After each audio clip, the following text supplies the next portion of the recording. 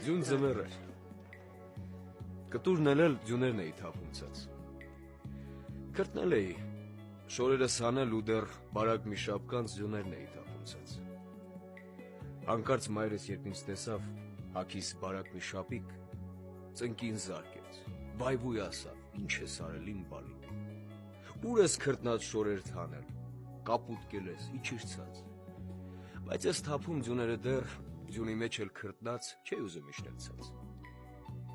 Այնինչ մայրս գոռում լալիս, մեկ էլ տեսա մտավ ներս, ու դուրս բերեց բարուր բալիս, ասես կտրից ընկա ես, ու գոռացի մորս վրա, ախ չորանար թող լեզուս, ուր դուրս բերիր, ներս տար իսկույն, մրսեց ներս տար մեր որդուս։